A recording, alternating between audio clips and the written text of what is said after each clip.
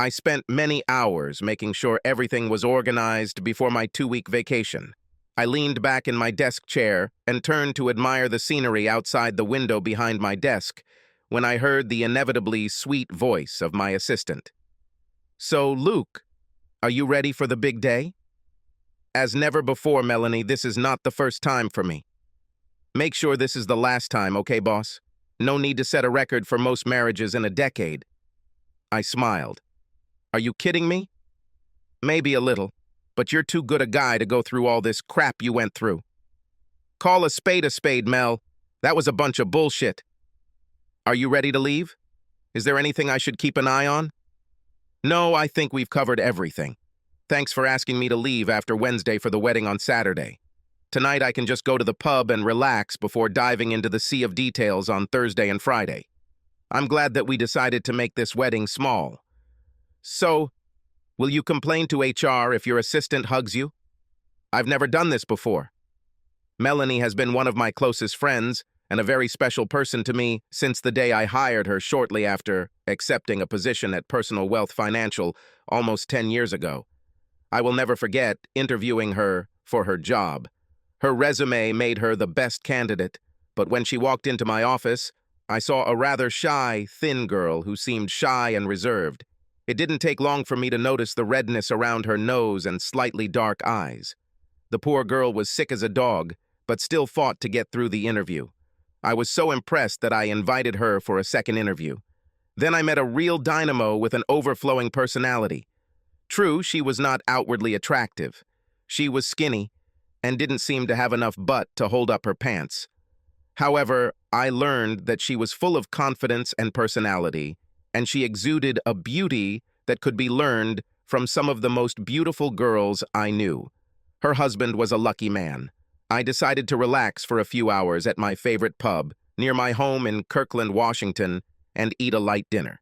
Kaylee, the bartender, has filled many roles for me over the years.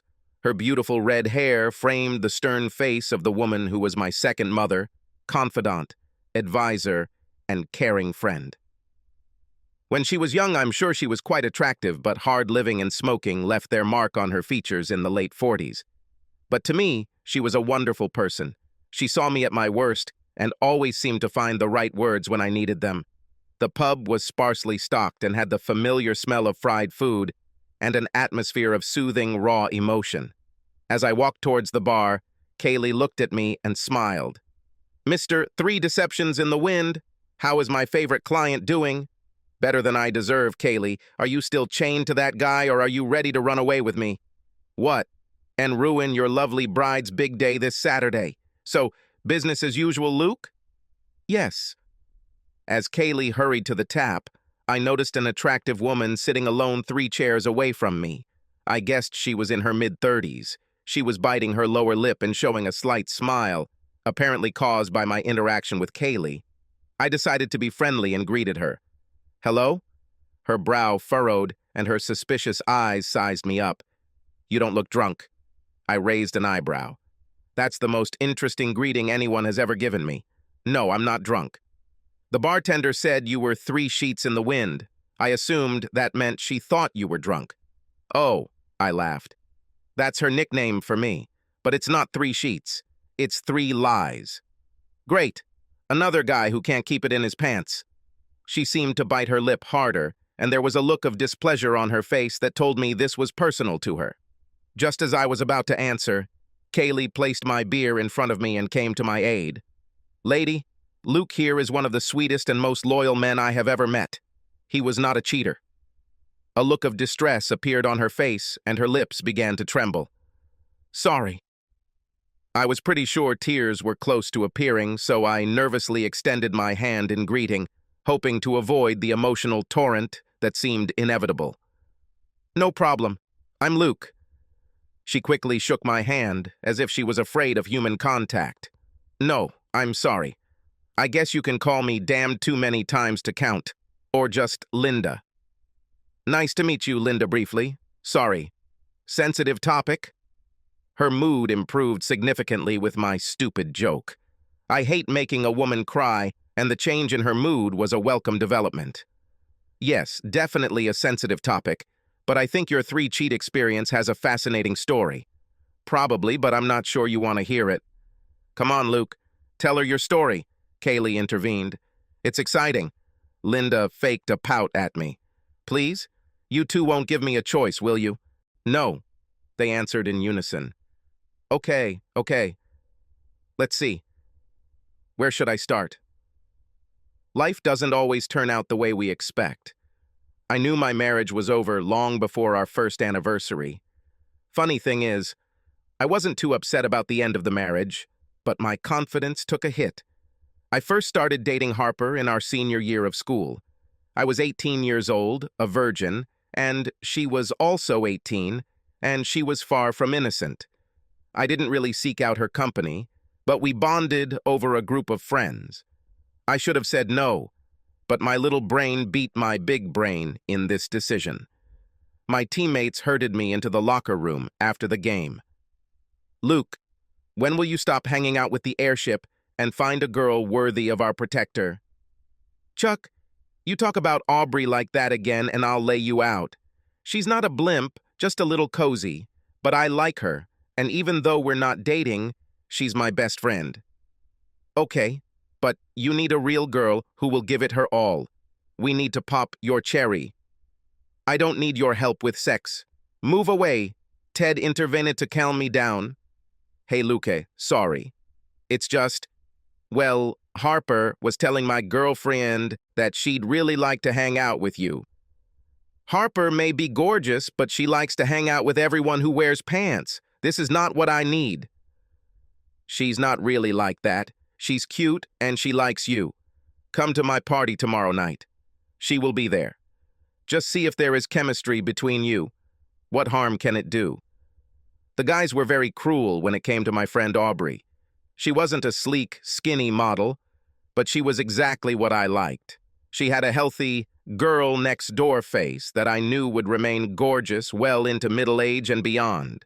We weren't actually dating, but there was no difference because we were always together. In truth, I found her to be exceptionally beautiful both inside and out. If I had my way, I would have wanted us to be each other's first lovers, but she had a moral core that I admired, and I tried to emulate. We grew up in church together, and I wanted to be true to my beliefs. Unfortunately, those damn teenage hormones destroyed the weak defenses I had built around my chastity. At Theta's party, Harper searched for me like a heat-seeking missile aimed at its target. Luke, Ted said you'll be here. Hi, Harper. You look good. Good enough to eat? Well, I don't... Relax, Luke. I'm just messing with you. She wasn't joking with me. Within an hour, we were in some bedroom, and before half the night had passed, my sexual experience had changed on many levels. I was in a state of lust. Aubrey understood immediately. She seemed hurt, but accepted my turn to the dark side. A few weeks later, she started dating Dennis, our team center. Knowing that Aubrey would take it slow, I teased them both that, being the protector. I had my hands in Dennis's crotch more often than Aubrey. She didn't like it, and Dennis told me to calm down. I apologized to both of them and felt quite embarrassed afterwards.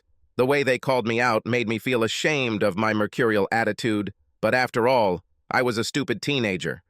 I started to distance myself from Aubrey and Dennis.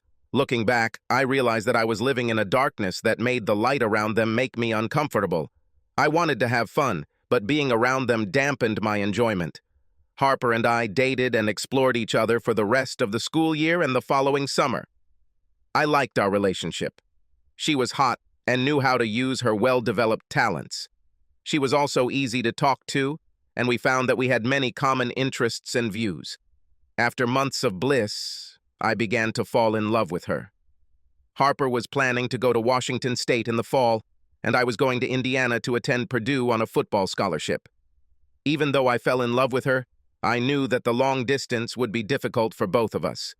We agreed not to isolate ourselves and get together when we were both at home.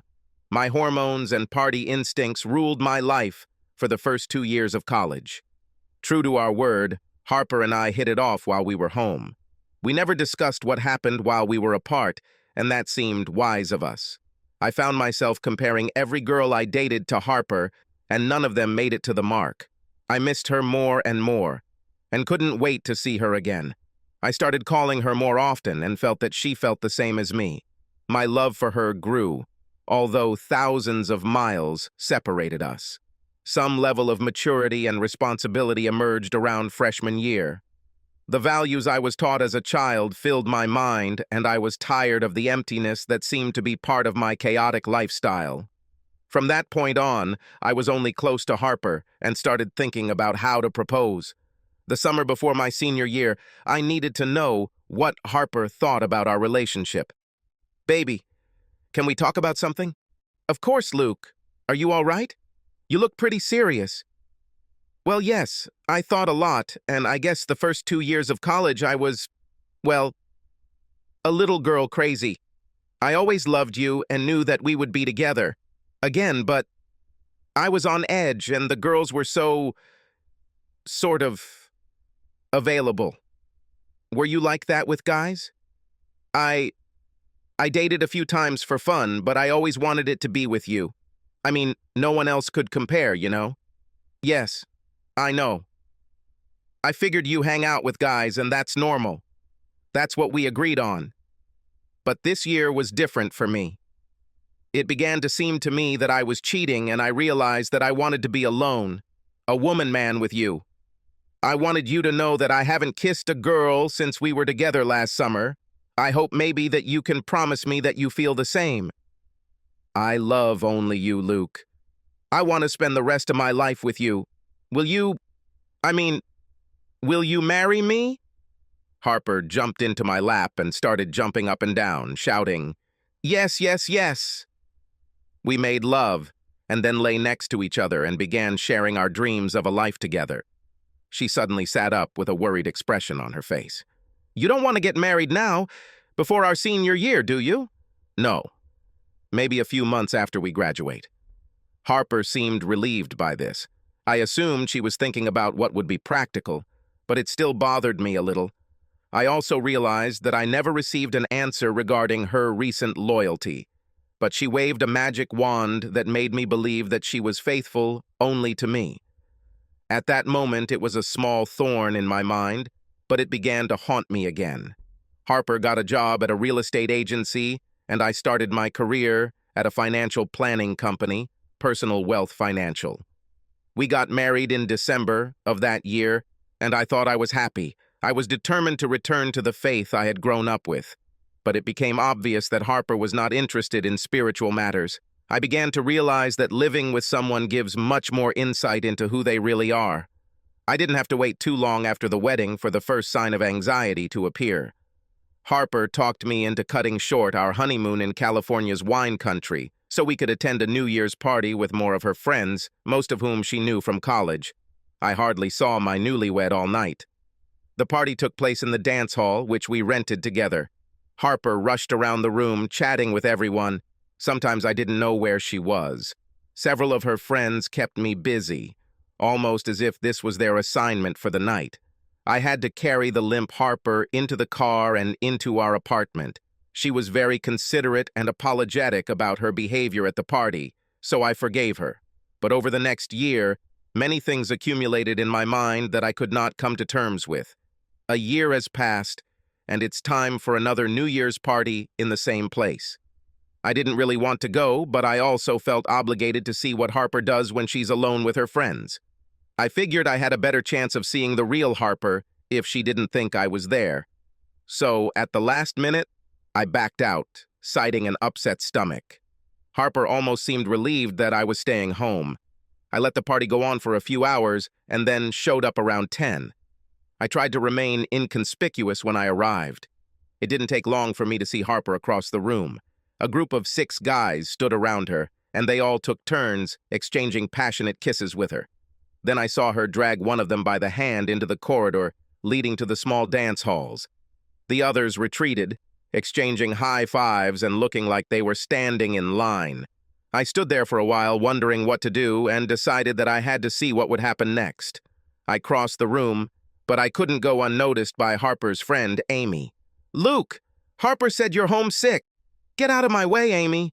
"Luke, please don't go there. I grabbed her hands and looked her straight in the eyes. Why? What will I see? Amy began to shake with fear. She could see the anger building inside me, and I did little to hide it. Luke, you won't like this. Please don't go. She really loves you. I pushed her aside and followed my wife. There, in the practice room, my wife was kissing and starting to undress with a guy she had voluntarily brought into the room. I wanted to rush in and smash them to smithereens. Instead, without being noticed, I took a few photos with my phone and went home. At home, I printed out one of the photos and left it on the table with my wedding ring. I packed enough clothes for the week and headed to the Holiday Inn. It was strange. I sat in the room, feeling like I had to cry or vent my anger. Instead, it was more like I finally had answers to all the questions that had been building up in my mind. I left her in the dark for a few days while I looked for a small furnished apartment, then called to set up a meeting and talk. Luke, where the hell are you? How could you just leave? I'll come over tonight to talk. Luke, please. I'm sorry about what you saw. It was... Shut up, Harper. We'll talk tonight. I'll be there at 7. I hung up the phone and searched for some emotion to grab onto. The emptiness definitely came over me. A little anger and a healthy dose of ego damage kicked in too, but I had an overwhelming sense of relief. Of course, I spent a little over a year on it. Somehow, my discovery of the real Harper justified what my growing suspicions had been telling me. Our relationship had never really been right. My thoughts went back to a conversation I had with my father many years ago. We were talking about love and relationships, and I asked how I would know when I found the right woman. His words were now ringing in my ears. It's different for everyone, but when you kiss her, maybe your knees will go weak, or maybe you'll feel a glow, like you've been filled with electricity. Maybe it will manifest itself in some other way. It doesn't matter. You'll know. I couldn't remember feeling such confirmation with Haley. Of course, our kisses were full of passion, but now I realized that it was purely physical. I never felt the real connection that my father talked about. So, to my surprise, I was fine. I was still disappointed with her behavior, but I was coping well. I entered the apartment at 7 without knocking. Harper sat at the kitchen table, looking at the incriminating photo and my ring. Calmly and clearly resigned to the inevitable, she greeted me with words that summed it all up. We're done, aren't we? I sat down opposite her. Yes. Aren't you going to scream or swear? Why? Should I? I would be in your place. I think I've finally seen the real you, Harper. And the truth is, we're not right for each other. Moreover, I don't think I've ever really loved you the way people in a marriage should love each other. I don't think so. That you love me that way too. Let's break up, keep it civil, and move on. Okay? I was surprised she wasn't more emotional. She simply shrugged, which made it clear to me what she was thinking, even more convincing than her next words. I guess I really wasn't ready for marriage. I wanted to be ready. You're the type of man I wanted to settle down with, and I wanted to be the girl and wife you wanted. I really did. You're right. It's just not me. Today, at the bar, Linda seemed thoughtful as I finished my story about Harper. Wow. Looks like you dodged a bullet when you realized the truth so early in your marriage. I didn't realize my marriage was a lie until we were 14. Don't take it hard because you are a truly beautiful woman, but I can see the pain in your face when you talk about it. I think no matter how long it takes, learning the truth can be very painful, but at least you can move forward, maybe a little wiser. Leaning my elbow on the bar counter, I rested my head on my hand and looked into her eyes. Something tells me I need to hear your story too. I'm getting better, but yes, I will share my story someday. But we've only been through one deception of your story, and I need to hear the whole thing. If you need it, this ends better than it started, so maybe this will give you some encouragement.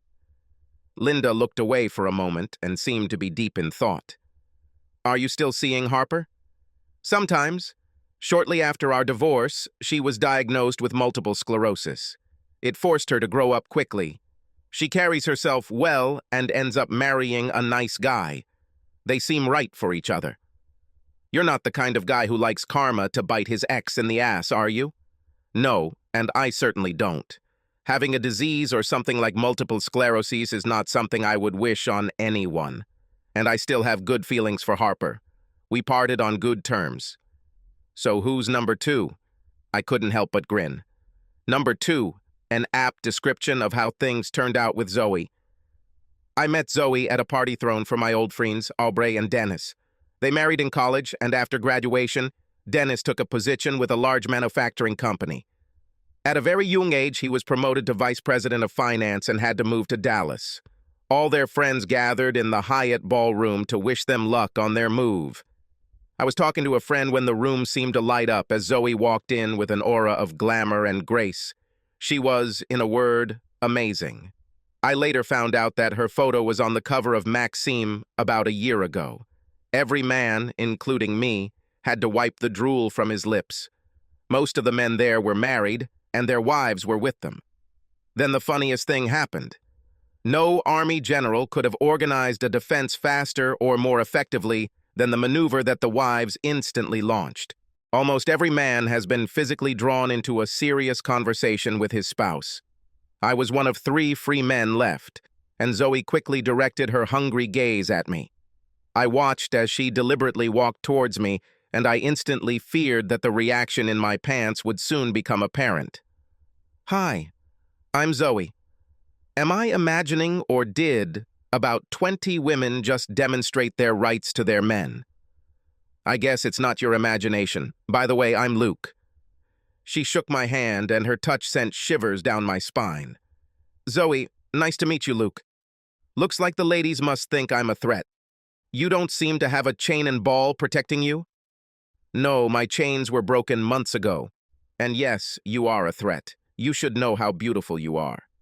Thanks, but you're damn handsome too. I felt a warm rush of blood in my cheeks as I tried to find an appropriate answer. Well, maybe we should spend some time admiring each other's beauty? Oh man, her laugh was amazing. I like you, Luke. You're funny, so maybe we should just hang out and get to know each other better. And so we did. She was smart and charming. We communicated easily, and I was under her spell. She seemed interested in me too. The party ended, and Zoe and I made a date for the next evening. She had to leave a little early, which gave me time to pay attention to Aubrey and Dennis. Aubrey was still the same pretty girl next door I knew in high school. She still wasn't skinny, but to me, she was perfect. When I approached, she greeted me with some disapproval. Hey, Casanova, did Zoe hook you? We somehow hit it off right away. Why? Be careful. You know Dennis and I value you very much, and we don't want you to get hurt again. She seems harmless, and I really like her. Luke, I love you, friend. Open your eyes. You're repeating a pattern. I was a little upset by Aubrey's rebuke. How could she assume that I didn't know what I was doing? I can handle it. I mean, we just met. I'm not walking down the aisle yet. Okay. I mean, she's smart and successful, so she has a lot going for her. Just promise to keep your eyes open. Please guard your heart. You have a good heart and you're a great guy. You need to find a woman who likes you. Deserves it. I wanted to say it, but I couldn't. I wanted to say, I found this woman, but I let her go. Zoe and I didn't hesitate. It seemed like we were on the same page on all the important issues in life. Less than 6 months had passed since we got married. I made it clear that loyalty was my #1 priority, and she gave me every reason to think she shared that sentiment. She seemed to share my commitment to faith, so I assumed we had what it took to last a lifetime. She owned a small modeling agency and focused on making sure she had a good work-life balance. We got married without much fanfare and began our life together with high hopes for the future. Our home life was warm and fulfilling, and our sex life was fantastic. Zoe never gave me any reason to doubt her commitment to monogamy or our marriage. After 3 years of marital bliss, we began discussing the possibility of having children. She seemed excited about the prospect, but I noticed that she never really took the steps necessary to get pregnant, such as going off birth control, even though she agreed that she would. However, I was walking on air and felt confident that I had struck gold by having Zoe in my life. It seems that just when you think all's right with the world and your life's on the right path, life decides to throw a test at you. It was a dark and rainy Monday when I faced one of the worst days of my life. Aubrey called me at the office early this morning. She rarely called me at work, and from her voice, I knew something was wrong. Aubrey, what happened? I don't want you to worry, but I wanted you to know. Dennis has leukemia. Oh my God. Did you just find out? I just got back from the hospital. The doctor said there's a lot that can be done today. I hope he's right. How are you? She sighed, and I heard her trying to pull herself together. Yes. The doctor seemed optimistic. It's an unexpected shock, of course. He's been a little tired lately, but we couldn't imagine. But you know Dennis. He tries to seem cheerful, but I see through his acting. Keep us in your thoughts, okay? She tried to sound encouraging, but I knew my friend too well. She was hiding intense fear and a severe bout of depression. I wanted to be there to hug them both, but it was impossible. We usually spoke on the phone once a month, and I decided to increase this to a weekly minimum. She was thousands of miles away, but my friend needed my support. Our conversation ended, and I was overcome with depression. I felt like I was drowning in an ocean of anxiety as I looked out of my office window at the gloomy, rainy landscape.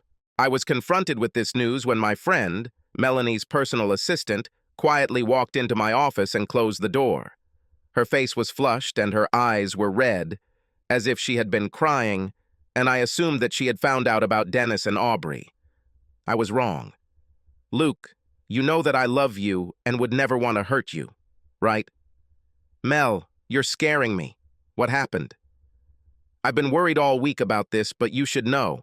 My husband and I had dinner and danced on Saturday to celebrate our anniversary. We went to a jazz club downtown and... She started crying.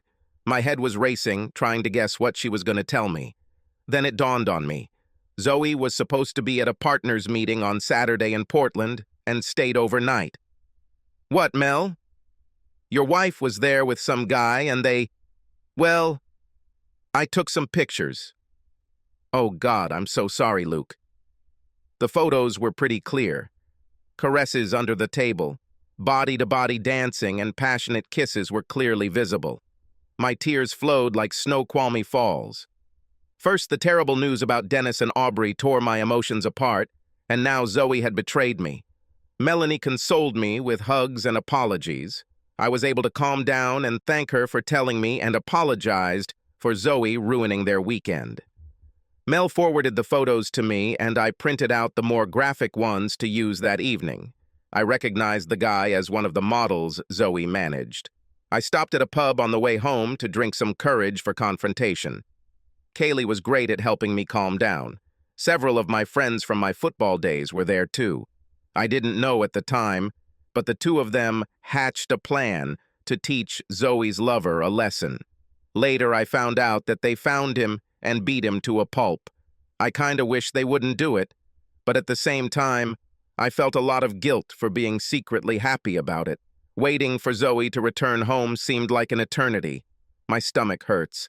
My thoughts switched between anger, hatred, regret, thoughts of forgiveness, and pain.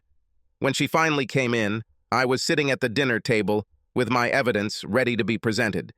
She entered the room cheerfully and joyfully. "Hello, dear?" She came to kiss me, and I pushed her away. "Sit down, now." She sat down so quickly that she almost missed the chair. "Luke, why are you talking to me like that?" "Don't know." I laid out the photographs on the table one by one. "Is there any other way I should talk to you?"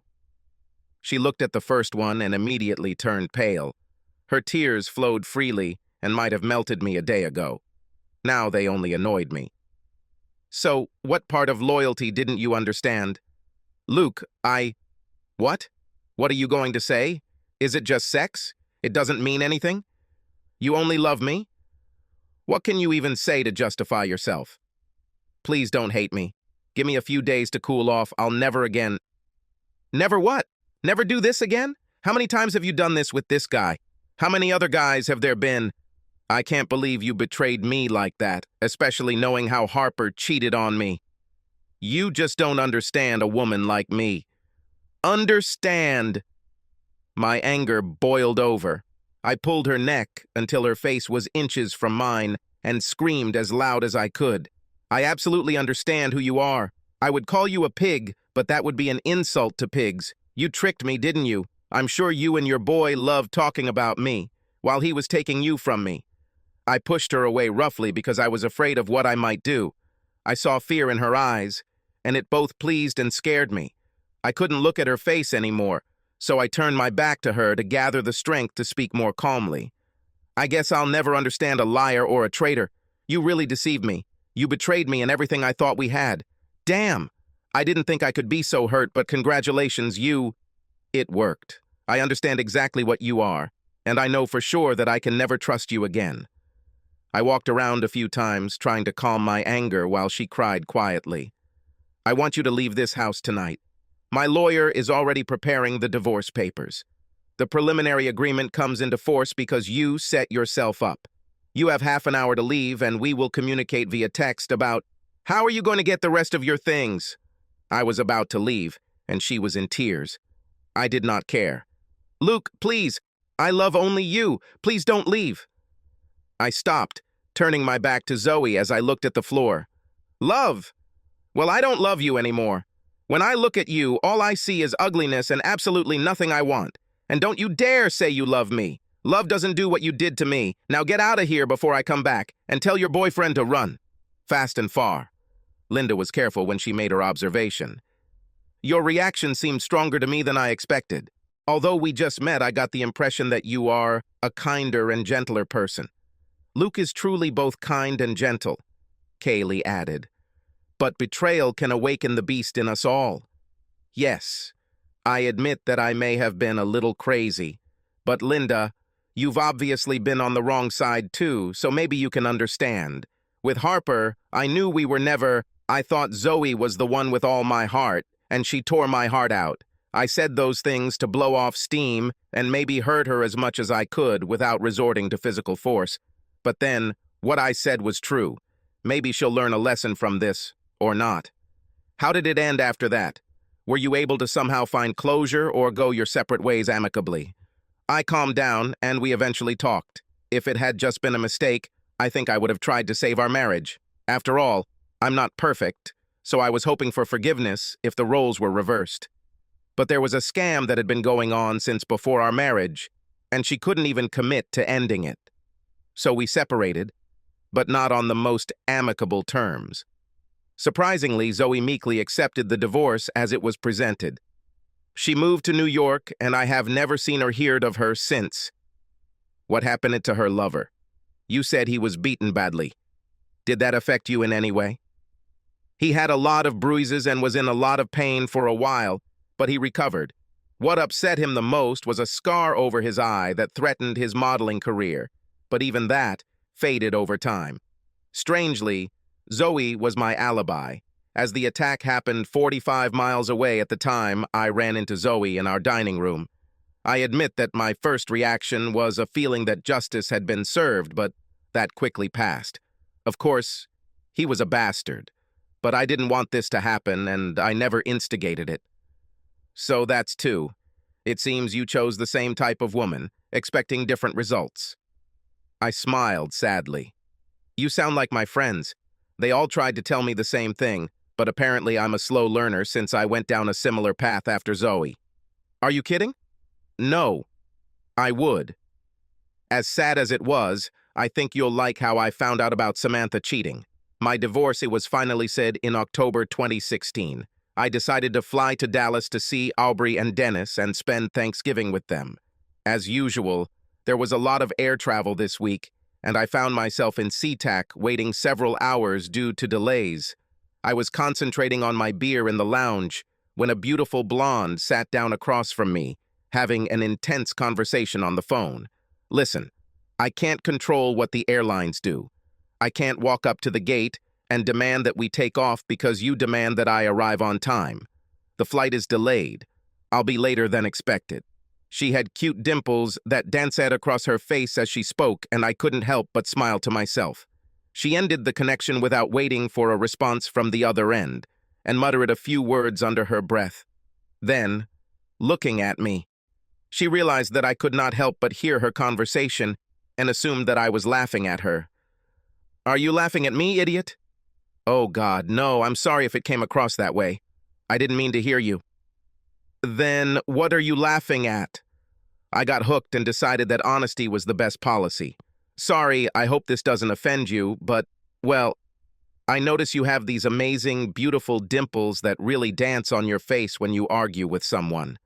Luckily, she laughed and blushed, trying to hide her dimples. "Sorry, my mom can make me annoyed when she acts like that. She thinks the whole world revolves around her schedule, and it's my fault I'm late." "Moms can be like that. Are you okay?" "Oh, yeah, I love my mom, but air travel is hard enough, and I don't need her attitude right now." "Oh, your phone is ringing." "It's her. Trust me, I'm doing her a favor by not answering. I'm not in the mood, and I can't be responsible for anything that might come out of my mouth. Can I buy you a mood-setting drink?" "A drink from a stranger?" She showed off a girly look, with a shy smile and dimples on full display. "I'm not that kind of girl." "Well, I'm Luke, and you?" She laughed, smiled, and exclaimed with feigned annoyance, "I'm Samantha, or Sam to friends." "See? We're not strangers now. What are you going to drink, Sam?" We talked for almost 2 hours before my flight was finally announced. I was captivated by her wit and charm. She didn't have the cover beauty of Harper or Zoe, but she was still extremely attractive. Her smile was a little crooked, similar to Drew Barrymore, and combined with those wonderful dimples, I found her sexy as hell.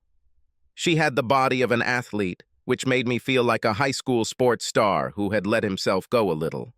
I decided that this needed to be fixed. I was almost sorry to hear the airline's announcement. "Damn! Sam, I really enjoyed getting to know you. Do you live here in the Seattle area?" "Yes, I live in Redmond. I'm almost there in Kirkland. Can I be so bold as to ask if you're in a relationship? Because I'd like to take you out to dinner and get to know you better." My opinion of how cute she was only intensified when she wrinkled her nose. "Wow, you move fast, but you seem pretty cute, so... Okay, give me your phone." "Of course, here." "Okay, my information is now in your contacts as Sam, and you can call me anytime after I get home next Wednesday." "Thank you. I have to say, I never thought I'd be this happy after having to wait for a flight." She was extremely sexy when she laughed. "Me too. I may even be in a good enough mood to call my mom back." We hugged, and I felt in seventh heaven. She stepped back from our embrace and looked into my eyes. "Do you really like my dimples? Or was that just a nice phrase?" "Trust me, I really, really like them." "Luke?" "Yes." "Please don't be weird. I don't want to have to beat you up." I was glad she laughed. "Don't worry. I'm so ordinary that I'm more afraid of being boring to you than anything else." The flight was great because I felt like I didn't even need the plane. I was filled with lust, with the hope of love on the horizon. Chemistry seemed more than right. Dennis met me in Dallas, and I was surprised at how good he looked. On the way to his house, he told me the good news that he was in remission. He is one of the truly good guys on this earth, and I couldn't be happier or relieved to know he's doing well. Dennis and Aubrey had 3 children, and their home seemed like the place I always wanted for myself. Love was everywhere. Aubrey prepared a fantastic feast and took the time to scold me for choosing narcissistic women for marriage instead of finding a girl with good character. In the back of my mind, I wondered what category Sam would fit into if we ended up in a relationship. I decided to call Sam on Thursday when we both got home. I was expecting a quick conversation to plan a date, but our conversation turned into a 2-hour marathon. My mind was spinning with happiness by the time our conversation ended. I felt a huge smile on my face and enjoyed the moment. Then I realized that I wanted her. I couldn't wait to pick her up on our date. I was so excited that I had to restrain myself from leaving too early. Her apartment was only 3 miles from my house, and I expected to spend a lot of time moving between our homes in the coming months. On our first date, we went to one of my favorite places, Matt's restaurant, rotisserie and oyster house.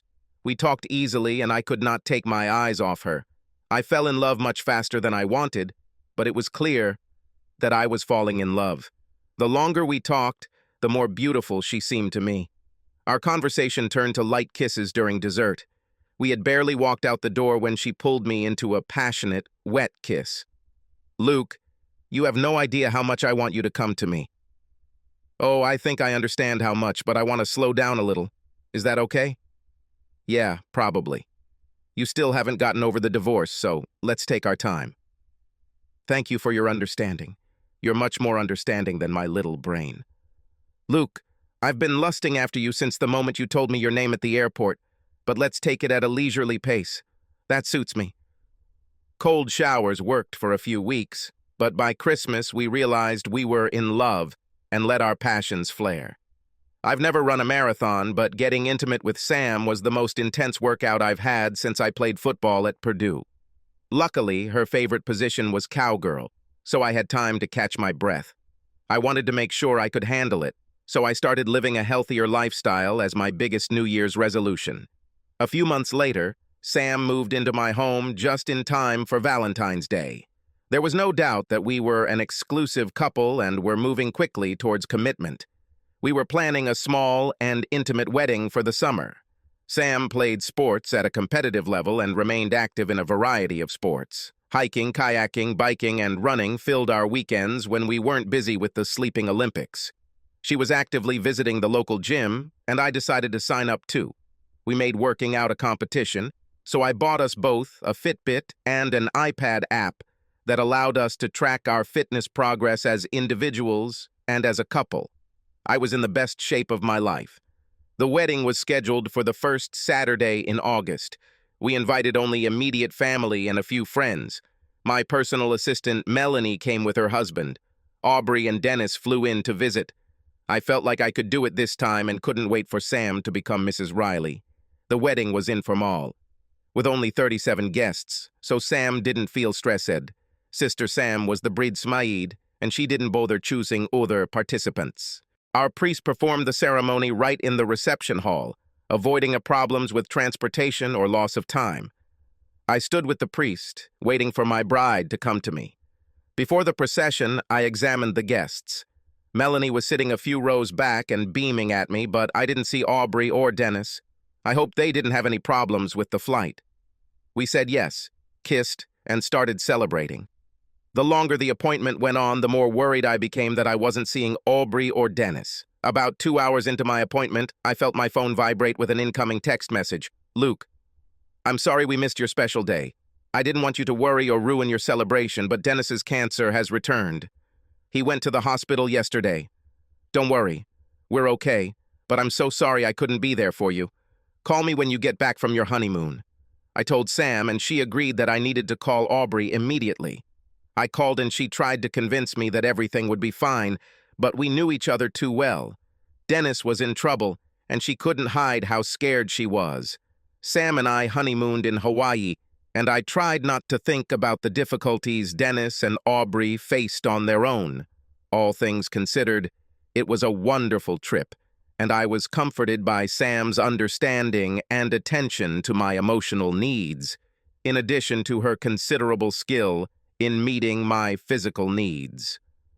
A few weeks later, in mid-September, Sam and I flew to Dallas for a long weekend to visit Dennis and Aubrey. When I walked into their home, their son and 2 daughters nearly knocked me off my feet, hugging and greeting their Uncle Luke. But the real blow for me was seeing Dennis. The big, strong center on my high school football team was skinny and weak. His complexion was gray, and there was an air of death about him. I tried not to show shock and tried to treat my friend the same way I always did. After dinner, Sam helped Aubrey with the dishes, and Dennis took me to his office. "Luke, you probably realized that I won't win this battle." "Come on, Dennis. You're a fighter. Life is a fight that we all lose eventually, my friend. I've come to terms with that. My biggest concern is Aubrey and the kids. They'll be okay financially. I've taken care of that, but promise me you'll look after them." "Okay. I think they'll stay here in Dallas, but the kids will need contact with their godfather, Uncle Luke. and Aubrey is his best friend. You didn't have to ask, but I promise. You know I love you, man. Do you understand? I know. The feelings are mutual. You're a good person, Luca, and a good friend. I couldn't stop my lips from trembling. I thought guys weren't supposed to cry. Dennis had difficulty speaking, clearly embarrassed. Real guys cry, buddy? Can silence be warm and sad at the same time?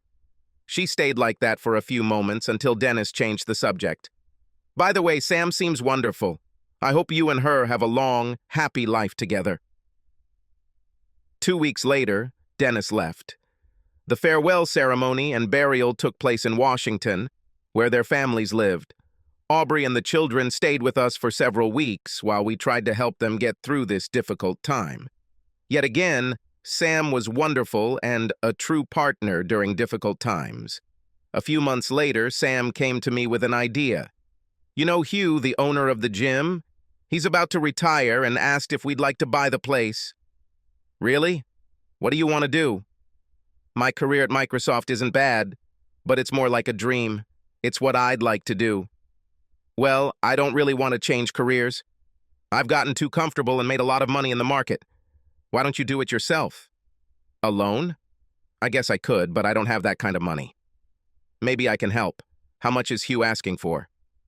I have enough to pay for the business he's selling, but he also wants to sell me a building. That part is worth $2 million, which I don't have and don't think I can find. I was thinking about starting a company for the purpose of investing in real estate, as my portfolio had grown significantly, giving me a lot of freedom to branch out into other investments. We moved forward with my company and named it Riley Investments. Sam created a separate company in her name for the gym, after which Riley Investments provided her with a line of credit for some improvements and to cover fluctuating operating costs in the first few years of operation. Our accountant and lawyer prepared the agreements, and our new ventures were successfully launched. The night all the paperwork was signed, I was showered with kisses, and we celebrated energetically in bed all weekend. Microsoft asked Sam to stay on as a consultant at a significant hourly rate. We discussed the pros and cons, but we both understood that the extra income would really improve her financial situation. Less than a month later, it became clear that the new business would be a great success. Owning a business and working for Microsoft, including occasional travel, created a lot of workload for Sam. She had energy, but I had to help out at the gym if she needed to leave town. We were happy, although we began to plan to start a family. Sam thought it might work if she ended up leaving her job at Microsoft. Right after our first anniversary, Sam was scheduled to travel to Atlanta for 3 days to support software development. As usual, we talked every evening and shared details of our days. On the second night of her trip, she called just after 3 p.m. Pacific time, or 6 p.m. Atlanta time. Hi, Sam. How was your day? Great. We've done a lot, but there's still more to do. I can't talk much as some of the team are going to continue working over dinner. Can I make it up to you tomorrow? Of course. I was going to stop by the gym tonight to check on how it's doing, so I might as well see how the staff there is doing. Okay. Love you, honey. And I love you, too. I went to the gym and decided to work out before taking time to check things out in the office. I was pleased with how things were going and stayed until 9 o'clock in the evening. I was tempted to call Sam, but it was after midnight in her time zone, and I was sure she had had a long day. I took a shower and wanted to pass the time by playing a game on my iPad. The Fitbit app caught my attention, and I decided to see what my progress looked like. Opening the app, I felt the blue drain from my face. My stomach churned as I saw evidence of the destruction of my life. Sam played sports. Her Fitbit was active. At almost 1 a.m. her time, why would she exercise? The more I looked, the clearer the pattern became, and I immediately knew what she was doing. I needed to call her. The first time she tried, her phone rang before going to voicemail. She had a special ringtone for me, so she must have known who was calling. I tried several times, and they all went to voicemail. Finally, on the 5th try, Sam answered. Honey, is everything okay? No, it's not okay. Are you hurt or in the hospital or something? Hurt? Yes, I was badly hurt. Oh no, what happened? What's his name? Whose name? What are you talking about? That guy you ride as a cowgirl. What's his name? What do you mean? I don't... Tell me, Sam, why? Luke, how are you... Are you here? Will you answer my question? Oh, damn. How did you know? Next time you have sex with someone other than your husband, take it off, damn it. Take your Fitbit. I ended the call, turned off the phone, and threw it across the room.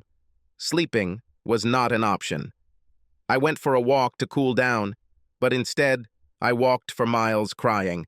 This couldn't happen. Not again. How do I keep ending up with wives who can't stay faithful? I returned home with some tasks that needed to be completed. We kept our finances separate, but we had several joint accounts and credit cards for household expenses.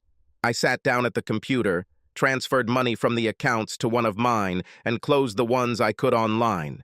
I sent a late email to the law firm asking for an appointment with a divorce lawyer as soon as possible. The next day, I took the day off to get my affairs in order. I had my divorce papers ready, taking into account the preliminary agreement. I met with my accountant and lawyer to begin the process of foreclosure on my loan to Sam for the gym, which was a condition in the loan documents allowing me to claim the full principal amount with 60 days' notice. How could I be such an idiot? How did she deceive me? Every fiber of my being hacked, and I wanted her to experience that pain and more. The vengeful fool in me wanted to destroy it. I hadn't spoken to Sam since the incident, so I didn't know what her plans were for returning home. It didn't help that I broke my phone and had to buy a new one. I immediately blocked Sam's number. I needed a friend, so I called Aubrey. She calmed me down and begged me to be less vindictive. She was my conscience when I didn't want her, but I promised her I'd try. I considered stopping at a pub, but if Sam stuck to her original travel schedule, she should be back soon. I wanted to end the confrontation and hoped to return home before she arrived. I was not lucky. I walked in and Sam was crying. She rushed towards me, trying to hug me, but I pushed her away. Don't touch me, Sam. Oh, please, oh God. I'm sorry, please forgive me. Forgiveness, it won't happen. Don't go, please. I don't want to lose you. Lose? No, you threw us away. Luke, please, I was stupid. I thought... Thinking about what? That you could get away with it? Or maybe that I wouldn't care? Or did your brain tell you that it wouldn't matter if you broke our vows? Or that you might not respect me having sex on the side and it won't change anything? Or what about the thought that risking killing my love for you and breaking my heart is worth it? Haven't you thought? No. Then what stupid explanation came into your head? Go ahead, justify yourself. It wasn't justified, okay? It was just stupid casual sex. Case, you've got to be kidding. How often do you have casual sex, huh? Do you sleep with guys at the gym? I can't understand how you could even come up with that reason. I was just thinking. Here you are again, trying to tell me you've thought it over.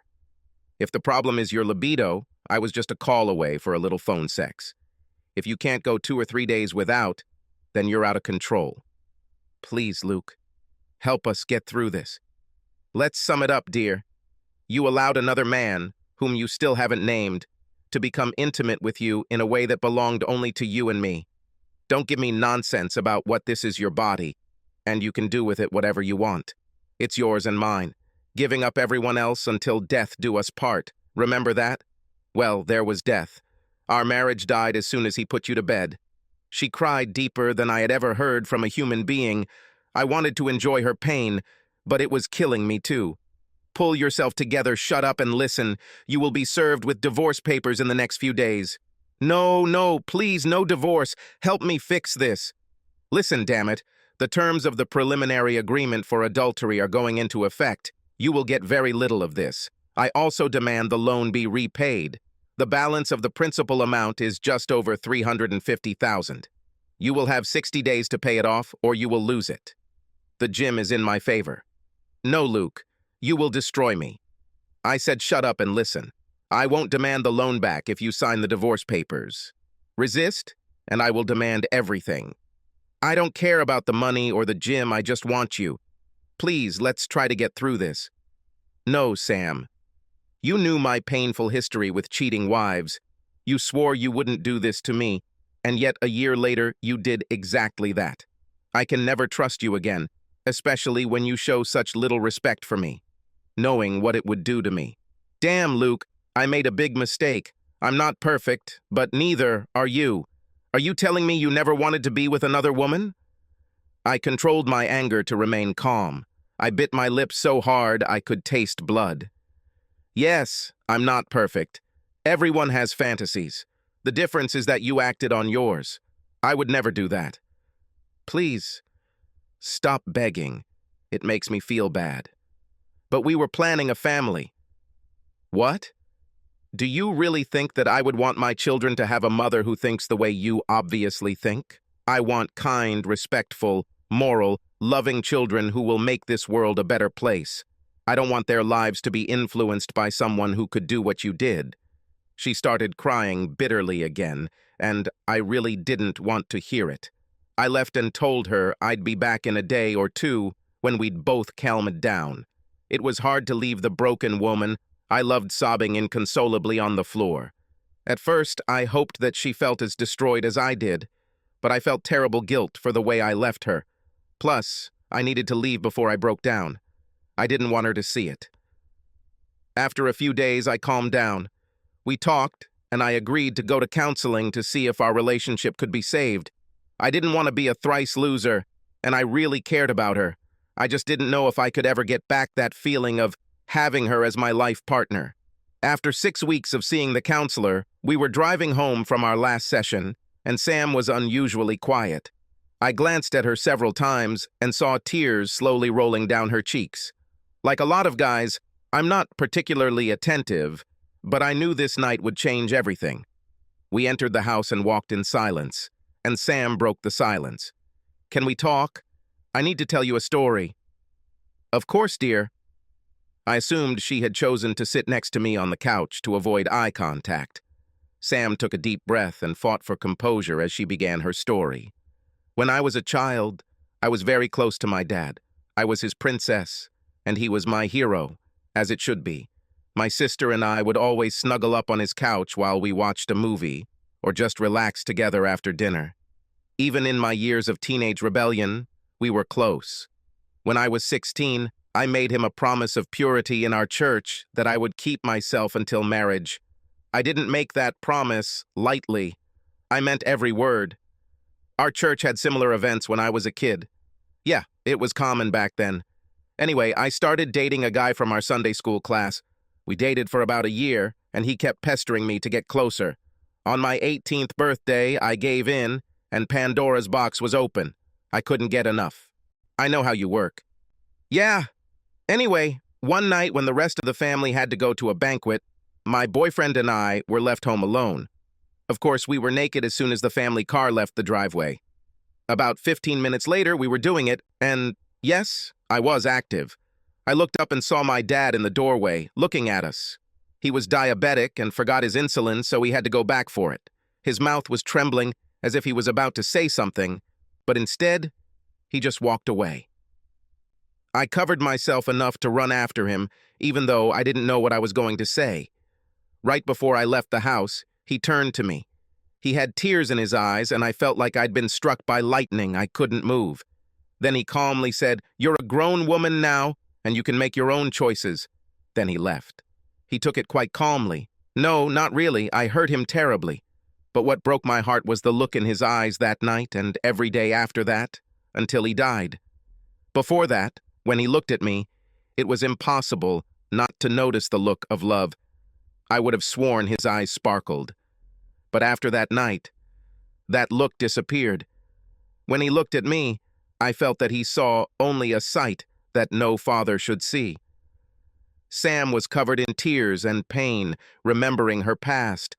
I felt a chill run down my spine as I realized why she had brought herself to tell me about this terrible moment from her past. I wanted to say something, but decided to let her finish. We never slept together after that. Oh, sure, we hugged when we said hello or goodbye, but the closeness of daddy and princess was gone. We were loving, but now we were father and daughter. She stopped to collect herself, and I hugged her, partly to comfort her, but mostly to show her that I understood.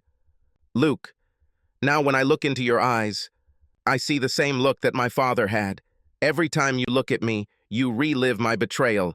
I feel that you desperately want this to go away, so we can go back to the way things were before I messed everything up, but you can't do that.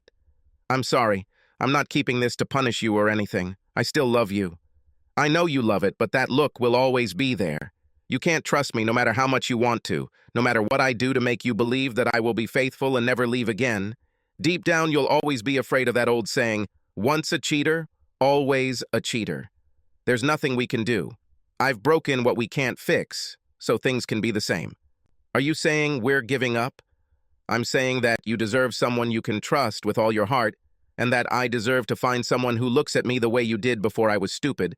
I'm saying that we both need to move on separately. Linda's emotions were on edge. Tears flowed down her cheeks in quiet weeping. I also had several of my own from experiencing this nightmare. After I left Sam at the house, I came here to the pub. I walked in, and Kaylee knew right away when she looked at me. Kaylee wiped away her own tears as she remembered that evening. I saw Luke come in and immediately saw that he was about to collapse. I shouted to Pete to watch the bar and took Luke into the office. The door had barely closed before he collapsed into my arms and sobbed. Linda fixed her gaze on her beer. I know this feeling. I know this pain. Kaylee calmed me down and talked to me for a few hours. She finally made me laugh a little, and then she came up with a nickname for me. 3 Treason in the Wind? Yes, Kaylee said. I told him that he would get through it and eventually he would be able to just let go of the pain and let the wind carry it away like he had done 2 times before. He swore he would never put himself in that position again. I knew him too much. It's good to believe that he will live alone, but I thought he needed time. Linda put her hand on mine with a slight smile on her face. But you look okay now. In fact, you look better than okay. You give me hope. I just moved here for a fresh start, and fate seems to have brought us together, I guess. You could share your story with me. You seem happy now. I finally realized that I was making the same mistake over and over again. It started in high school when I decided that sex, image, and guaranteed confidence were more important than shared values and respect. I had the perfect woman and I let her slip out of my hands by never stopping looking for the wrong things. You were thinking about Aubrey. I closed my eyes and smiled. Oh yeah, it took me a few months to be ready to move on after Sam, but I knew the woman I needed and wanted was always my best friend. And you went to Dallas and won her heart? Kaylee grinned and lightly tapped the bar counter. You'd think he'd do something so simple, but no. Luke, the genius, managed to screw it up here, too. Thank you, Kaylee's mom. Linda's face looked as if she was watching a tragedy unfold. You didn't go get Aubrey? Of course I went. But I waited with her because I didn't know if she was ready to move on after Dennis died. We kept in touch, and I tried to feel when the right time would be to confess my love. Kaylee was my stronghold here. I was ready to tell Kaylee that I bought tickets to fly to Aubrey. Of course, I planned to win her heart as soon as I got there. What happened?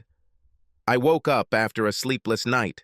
In fact, I couldn't even say I woke up because I never fell asleep, but I woke up with a new sense of purpose. I tossed and turned all night until I decided somewhere around 3 in the morning. I'll go to Dallas to tell Aubrey how I feel. If everything goes according to plan, I will return home, engaged to the woman I have wanted my entire adult life. Once I made this decision, I couldn't sleep because I needed to fight my fears and embrace my excitement. I was a complete mess, but I was determined to find out if she shared my feelings. It was Friday morning and I had some work to do, so I went to the office and frantically did what absolutely needed to be done and managed to buy a plane ticket for the next day to go to Dallas. It took longer to complete my tasks than I had hoped, but I made it in time for 4 in the afternoon and arrived at the pub to tell Kaylee about my plans. 3 betrayals, Luke. You're early today. I know, and I shouldn't linger, but I had to tell you that I finally decided to go to Aubrey. I have to tell her. Well, you don't... Listen, I need to run and get ready. I want to swing by the jewelry store to make sure I arrive with the ring. Luke, listen. Kaylee, thanks for all the help. I couldn't have done it without... Luke, shut up and listen. I need to get these drinks out, but if you shut up for a minute and turn around, I think you'll realize you don't need to go to Dallas. What? What do you mean? Look at the stall by the toilets. I'll be back soon. I turned around, and my heart jumped, but just as quickly fell into the abyss.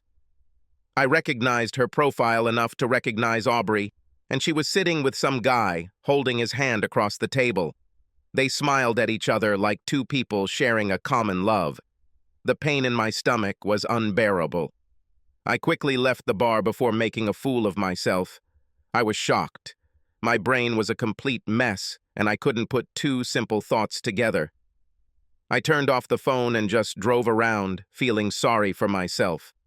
I continued to drive with my thoughts racing until tears made it difficult to see. I realized I had reached West Seattle, so I walked down to Alki Beach to stop for a while.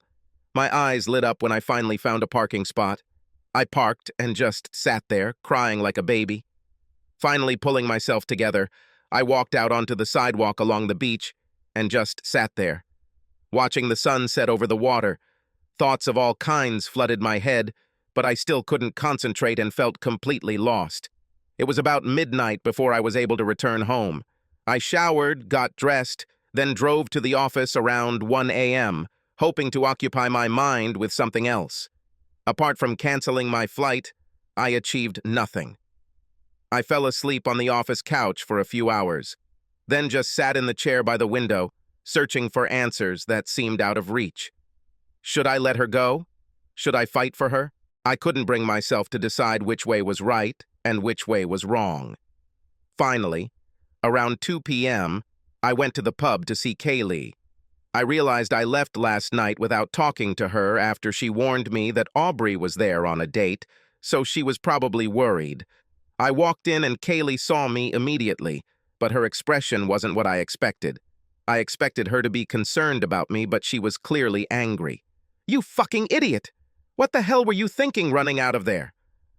She put the beer in front of me and, without letting me get a word in, decided to start yelling at me. "You idiot! You made me worry, idiot! I need to pass out these drinks, but you stay in your seat until I get back." The words she actually used were changed to protect the innocent. Kaylee never swore, especially at me, so I decided it was better to remain silent. What made her so angry? She continued to get angry at me and shake her head, muttering terrible things about me under her breath. She messaged someone, then served other customers, all the while giving me her angry looks. It took her about 10 minutes to finish her business before she finally stood in front of me, looking like a demon trying to pierce my soul with her gaze. She was obviously trying to control her mood before speaking. I froze in fear and remained silent. "What a fool you are. I thought you were going to come to Aubrey's table, but instead, you ran out the door. What the hell have you done? What kind of sucker has gotten you?" I couldn't... Shut up. You spend months, no, years telling me how much you love Aubrey and then you run away without talking to her? But you warned me. You showed me where they were. Warned? About what? Damn, Kaylee. You know I love her more than life itself. I told you I was going to Dallas to finally confess my feelings and ask her to marry me. In my head, I had already committed myself to Aubrey, the woman I loved with everything I have. I've loved her since I was a child, and I would do anything to have her as mine. When you warned me by showing me where she was sitting with her boyfriend, I realized that maybe Aubrey had other plans with this guy. Kaylee's face softened significantly, but then I noticed that she was not looking at me, but somewhere behind me. Then I felt a gentle hand on my back and heard the voice of an angel. "Is this really how you feel about me, Luke? I've waited almost 20 years to hear these words from you." I spun around on the bar stool and Aubrey pulled me towards her. Our lips met and our tongues danced with a fury and passion like I had never experienced. I felt our hearts and minds merging into a single loving being. Our souls soared into a new dimension, as if we could leave our bodies and look down upon a heavenly blessed union. After 3 marriages and a number of other relationships, just one real kiss made me understand what my father had been trying to tell me all these years. It was confirmed beyond a shadow of a doubt in my mind. Aubrey was the one. She was the true love I was always looking for and needing. Linda couldn't hide her tears. Did you almost miss out on the woman of your dreams again? Kaylee looked at me with a raised eyebrow. That's right. Once he had recovered from their rather erotic display of affection, I asked him what he was thinking about doing such an act. I told you, she was sitting with another guy. Kaylee looked ready to tell me off again, but I saw a sparkle in her eyes. Then I told him he was a complete fool for making such assumptions without checking them. A smile spread across my face as I felt her hands on my shoulders before she spoke. Kaylee, are you teasing Luke again? I turned around to see my love and pulled her lips to mine. After a few seconds, Kaylee sneezed and cleared her throat. Hey, do you want some privacy? This show of affection is embarrassing for all the other customers. Aubrey smiled back at her. We'll definitely use the room in a few days, won't we, dear? Linda smiled, wiping tears from her sparkling eyes. You make a great couple. Oh, sorry. Linda, let me introduce you to my fiancé. Hi, Linda. Luke's mannerisms are a little out of control. I'm Aubrey. Linda beamed with happiness through her tears. Aubrey, I'm so glad to meet you. Luke talked all about you in the evening. I have to say, if he ended up with anyone other than you, it would be the worst story I've ever heard. It's so cool when childhood friends end up together. Luke, were you talking about me? You're the only topic worth talking about. She kissed me tenderly again. Ah, you're so cute. She raised her eyebrows and turned her attention to Linda. I wouldn't say we were lovers. We were definitely best friends, that's for sure. I had to clarify. I think we both wanted to be more than friends, but we struggled, trying to find a way to move from friendship to something more. Aubrey laughed and said, Actually, Luke was a horny teenager, and I was too serious to be the subject of his experiments. Okay, she's right. Sometimes I wonder how things would have turned out if I had matured much earlier. I always loved her, and settled down with 3 women who had her outer beauty but were empty inside, and could never compare to what she was and remains. Well, Aubrey, Luke was definitely not wrong when he said how beautiful you are. Oh, you're both too kind. All that matters is when I look into his eyes, I see his heart so tightly intertwined with mine. I know he loves me unconditionally, and I feel like the luckiest woman. On the ground. Linda took Aubrey's hand and looked at both of us with a concerned look. Wait, what happened to the other guy? Aubrey looked at her with a knowing smile. There was no other guy. It was my cousin Paul. I stayed with him and his wife for a few weeks while I looked for a house in the area. I was already planning to move back and was hoping Luke would finally get his act together and ask me to marry him. Linda smiled, wiping away a few tears. You're a great couple. Hell, I was hoping I'd have a chance with Luke. She laughed. But I can see it's hopeless. I moved here from California to start over and was hoping to find new friends and maybe a real love. I hope there are a few more people like Luke here who are my age. Kaylee reached across the bar and grabbed my shoulder and Linda's shoulder with her other hand. Linda, you have 3 new friends here. Aubrey chimed in. Yeah, and you should definitely come to the wedding on Saturday, especially since you're new here. Oh, that's nice, but I can't interfere. To hell with it, girl. Coming to celebrate a wedding between 2 of your 3 friends in Seattle is not interfering. We'll be hurt if you don't come.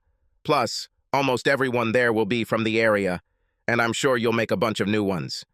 Friends. Okay, you've convinced me. Luke, honey, send her the details. You 2 really are the cutest couple. Don't you think it's pathetic that you both had to go through such hard times to get here? I can't speak for Luke entirely, but I think he needed those experiences to come into his own. For me, I wouldn't trade my time with Dennis or the joy our 3 children gave me for anything.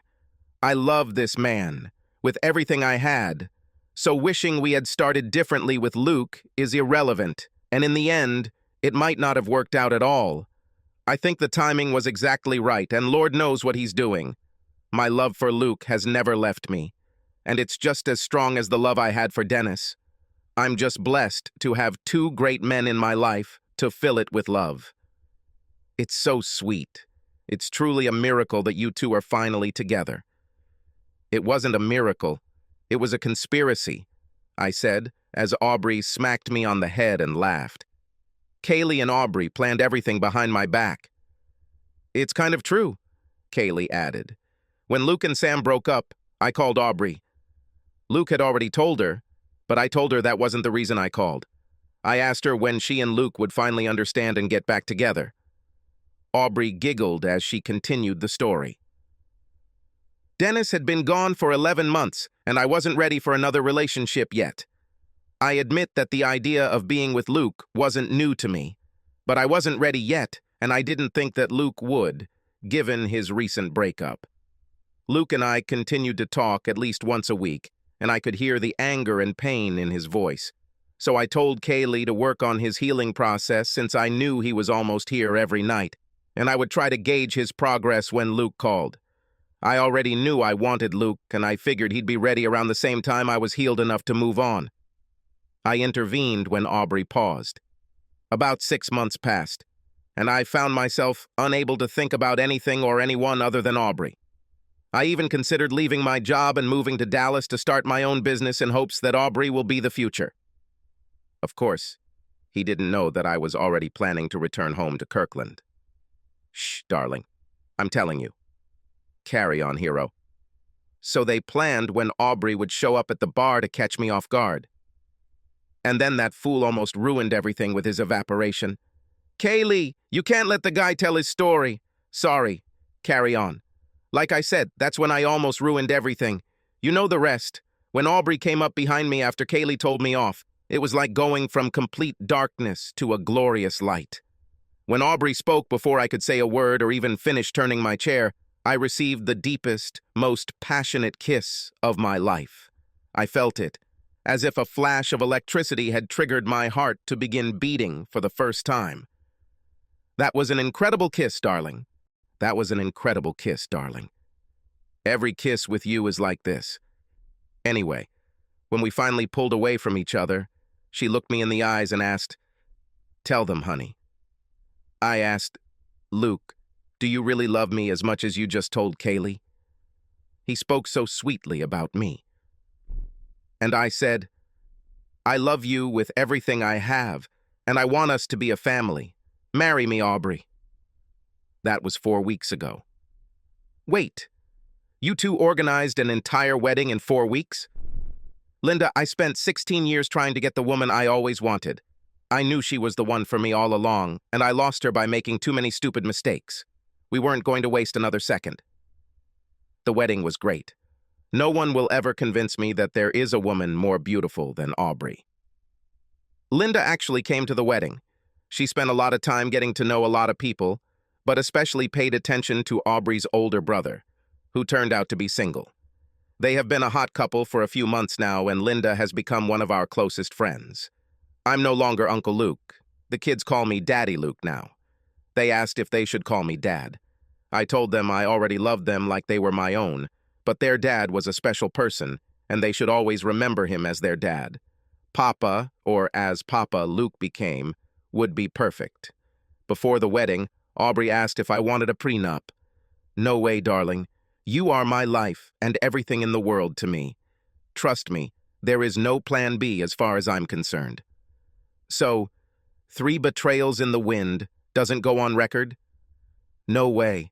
Being married to you is a joy that is so far beyond what I deserve. My days when I married cheaters, behind. Maybe one day our children will write a story about us. Maybe they'll call it, "It only took 4 tries," or something witty like that. Speaking of children, Mr. Riley, we need to set up a nursery. My 3 infidelities from the past are now truly gone with the wind and no longer hold sway over me. Now I can say with every fiber of my being, "Oh yes, life is beautiful.